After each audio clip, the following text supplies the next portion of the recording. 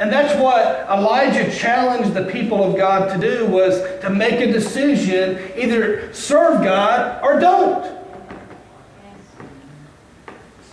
Don't pretend like you are. Either serve Him with everything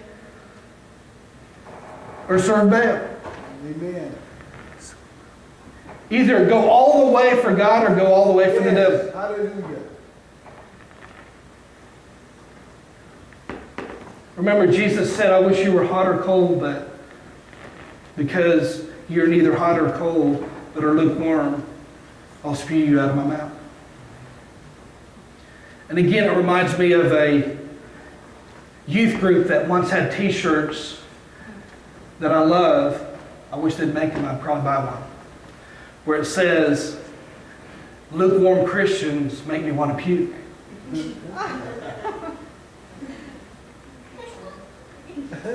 It's time to get red hot for God. Amen. Yes.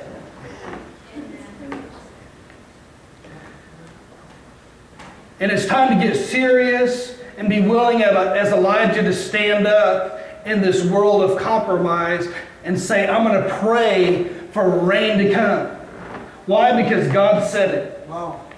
Because God called it, and God has promised those things to us. Yes.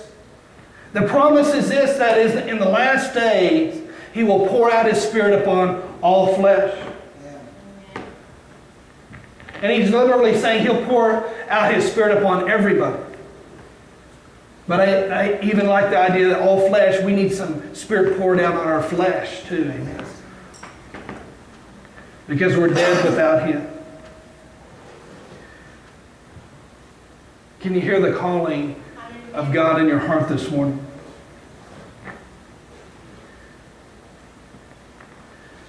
There was once a time as Jesus was with His disciples, and He had long sent them ahead to preach and to pray for the sick and to cast out demons and to raise the dead. Are we doing that?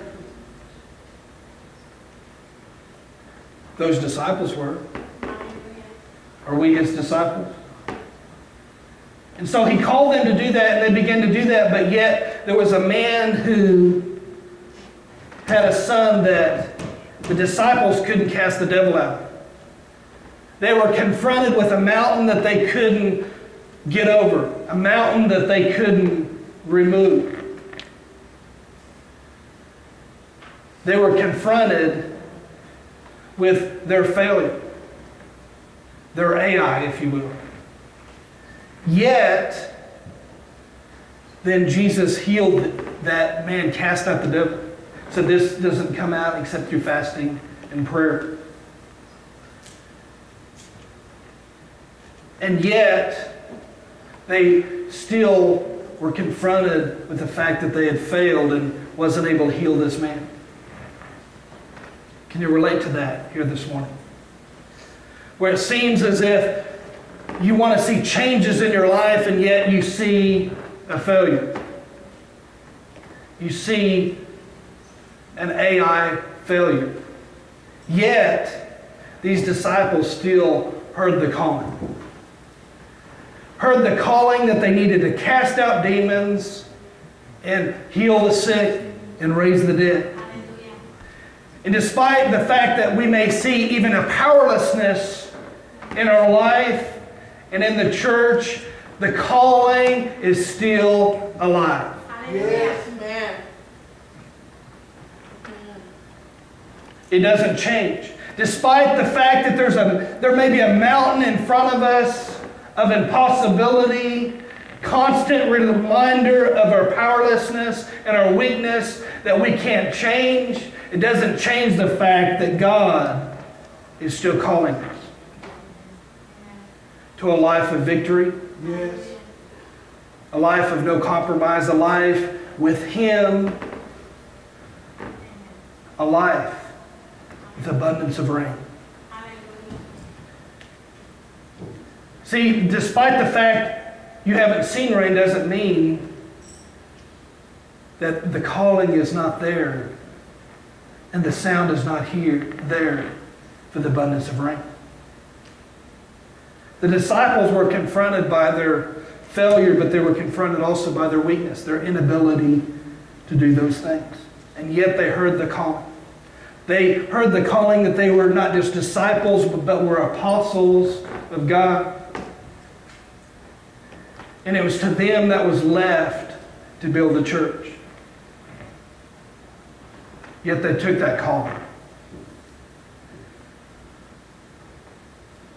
And Jesus' response to mountains is this: verily, verily, I say unto you, if you have faith as a grain of mustard seed, you shall say unto this mountain, be hence removed in this place, and it shall be removed, and nothing shall be impossible with you. Whenever we're confronted with the impossible, we need to realize that God is still calling us to the possible. He still desires to bring rain. Amen. He still desires to take the city of Ai. He still desires to conquer the promised land. And again, don't let the fact that failure somehow equals that God doesn't want to do it. Any more than the failure of Ai meant that he didn't want to take Ai. God still wants to bring the rain. Do you hear the call of God in your heart? Do you hear the call of the Lord Jesus to pray and to believe Him for rain? Let's stand to our feet here this morning.